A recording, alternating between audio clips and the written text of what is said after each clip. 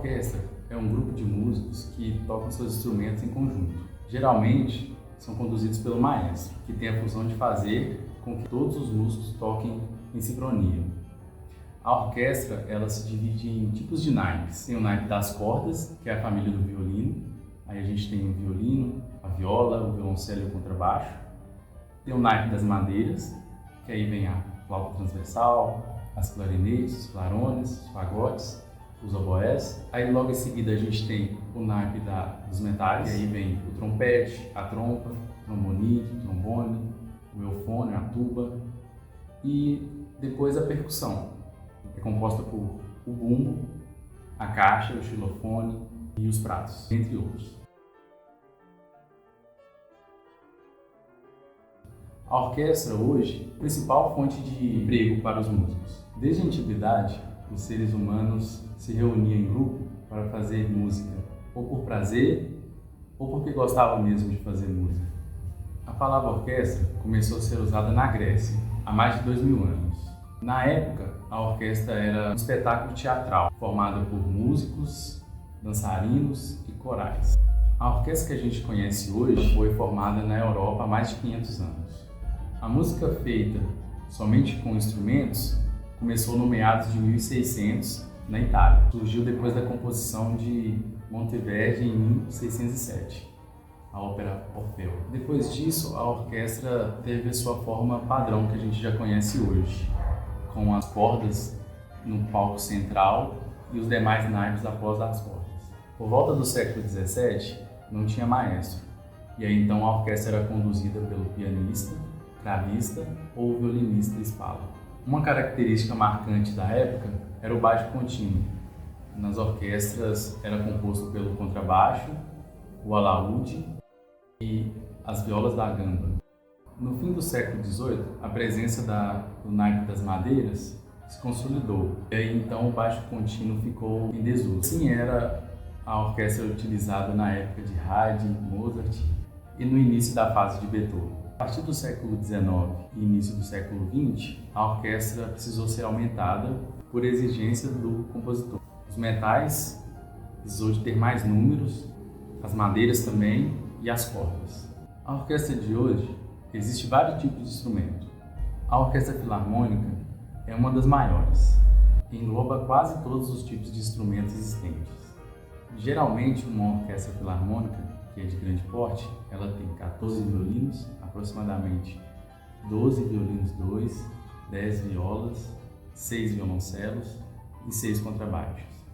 E o naipe das madeiras, a gente tem 2 flautas, 2 oboés, 2 fagotes e os metais, 4 trompas, 3 trombones e 1 tuba. A orquestra de câmara já é de pequeno porte, então são menos integrantes. E a orquestra jovem é formada por jovens iniciantes. Numa orquestra também pode participar outros instrumentistas convidados, por exemplo, pianista, violonista e entre outros. A nossa orquestra é recém-formada, então a gente tem 4 violinos 1, 3 violinos 2, 1 viola, 3 violoncelos e 1 contrabaixo, uma percussão e um maestro.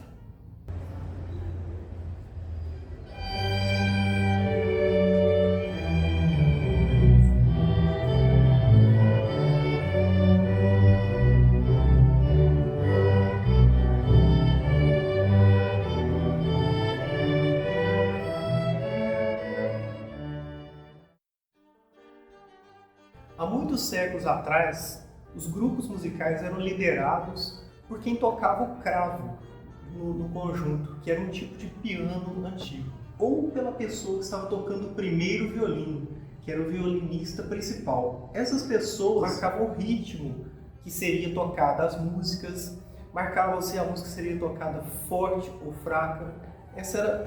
São os antecessores dos regentes. Mas, com o crescimento das orquestras e as músicas também foram ficando muito mais complexas, as composições foram ficando mais complexas, então surgiu a necessidade de uma pessoa para liderar o grupo, marcando o tempo, a intensidade do som e também a velocidade com que a música era tocada, se era lenta ou se era rápida. Essa pessoa era o regente ou o maestro. Ele teve essa função. Os primeiros regentes, eles utilizavam ou o arco do violino para reger, ou mesmo pegavam partituras e enrolavam ela fazendo um canudo para marcar os tempos para os demais músicos tocarem juntos. Mas com o tempo foi surgindo a batuta, que é um instrumento do maestro. A batuta é um pedaço de madeira que é usado para marcar os tempos das músicas. É uma extensão do braço da pessoa que está conduzindo a orquestra.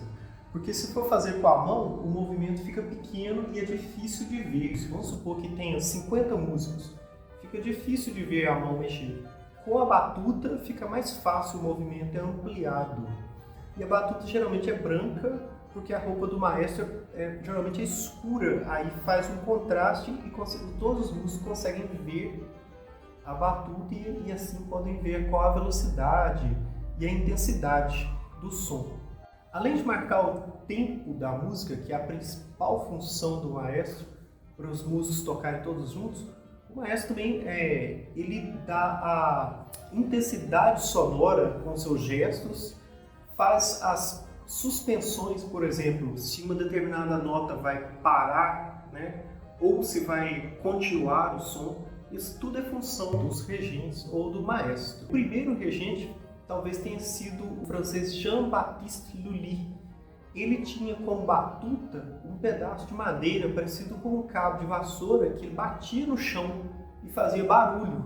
Isso era lá na França, nos anos 1600. Uma vez ele bateu esse pedaço de madeira no pé dele. Isso é documentado, é um fato histórico. Ocasionou uma ferida no pé dele, ele ficou doente. Ele, por algum motivo lá, ele não se tratou e veio falecer algumas semanas depois por causa disso. Essa foi talvez uma das primeiras pessoas a utilizar um pedaço de madeira para reger um grupo orquestral. Só que fazia muito barulho e atrapalhava a música. Assim foi desenvolvido a batuta para fazer a marcação dos tempos. Também existem maestros que usam simplesmente as mãos para reger, principalmente quando os grupos são pequenos. Mas existem maestros também que regem orquestras sinfônicas enormes sem batuta. Mas aí eles têm que fazer movimentos muito claros com as mãos para todos os músicos conseguirem enxergar os movimentos dele. E também os regentes ou os maestros, ele tem um trabalho que não é visto pelo público, que é o trabalho de ensaio do grupo musical. Esse é um trabalho do dia a dia, de semana a semana, que é feito nos ensaios, parando a música no meio para corrigir certos trechos. Esses trabalhos não são geralmente vistos pelo público, mas ele consiste no maior trabalho dos regentes e dos músicos também. O principal trabalho está nos ensaios. Tem muitos grupos que na hora da apresentação o maestro às vezes nem é tão requisitado assim, dependendo da música. A orquestra pode até tocar sozinha, sem ele, mas tem músicas que não, que precisam do maestro para indicar as paradas, suspensões. Mas o principal trabalho está com certeza no ensaio.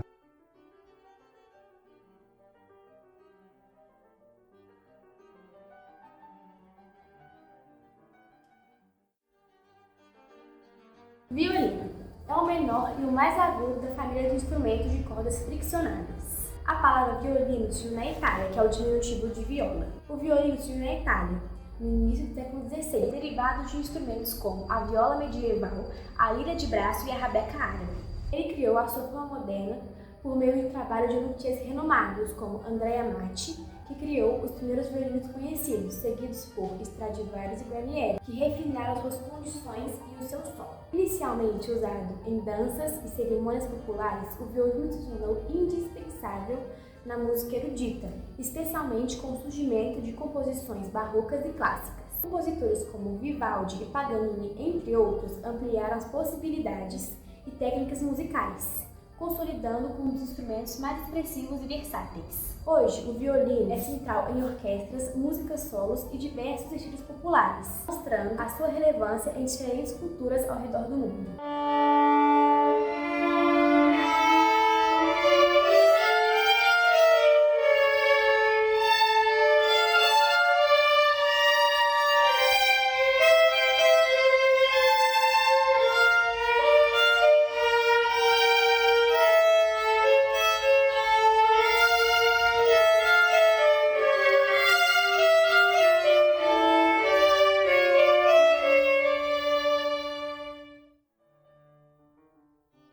Isso aí, é um violino? Não, essa aqui é a viola de arco ou viola erudita. Ela é da família dos violinos e ela foi criada na Itália no século XVI. Porém, ela possui um som mais grave, menos estridente e mais encorpado. A viola é tocada na corda Dó, Sol, Ré e Lá. Para poder tocar a viola, você precisa ler a clave de Dó, né, que as notas são diferentes. Mas viola não é isso aqui? Quando se fala viola, pode ser qualquer uma das duas. Essa é a viola caipira e essa aqui é a viola de arco. As pessoas confundem muito, mas a viola caipira ela é um pouco parecida com o violão, já a viola de arco é parecida mais com o violino. A viola caipira ela possui 12 cordas e a de arco ela possui 4 cordas.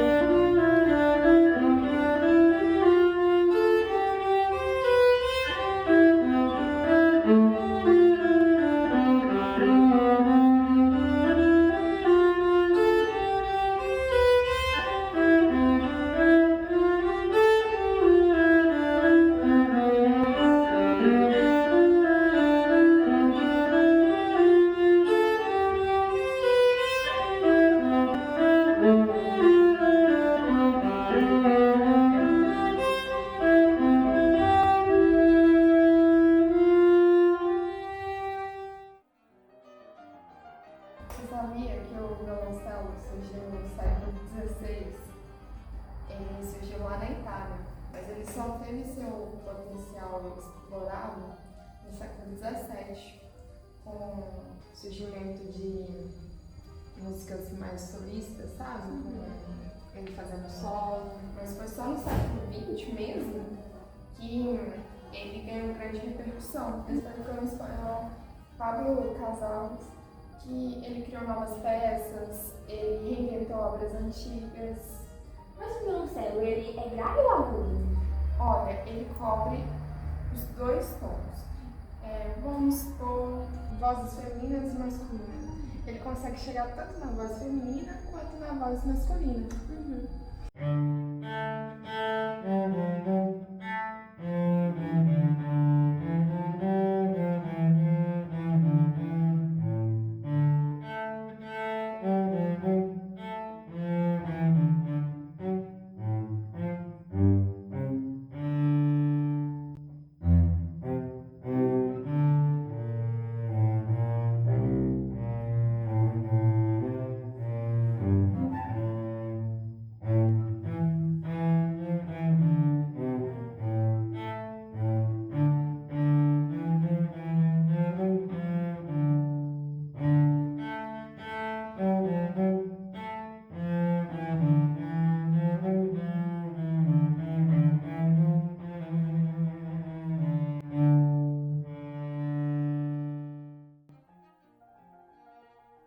O contrabaixo, como a gente conhece hoje, é da família das cordas, né?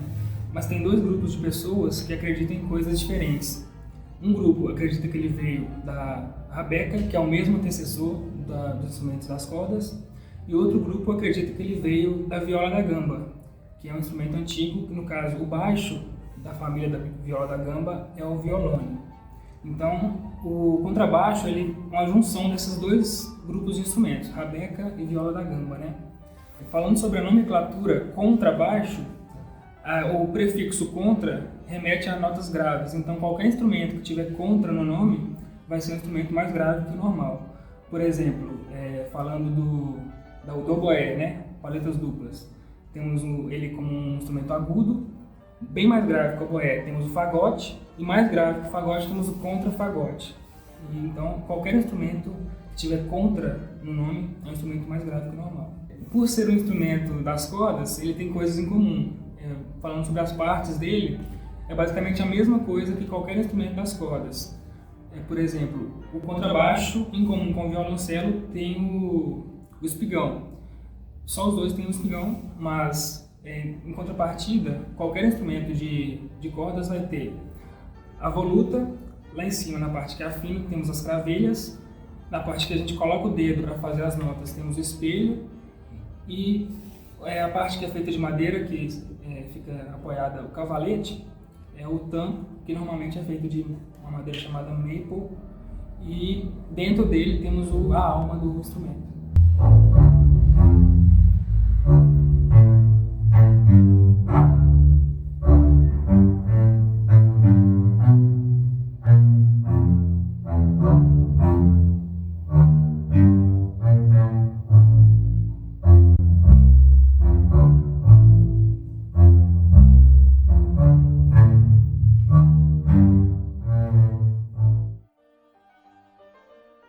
Os instrumentos de percussão são provavelmente os mais antigos que existem.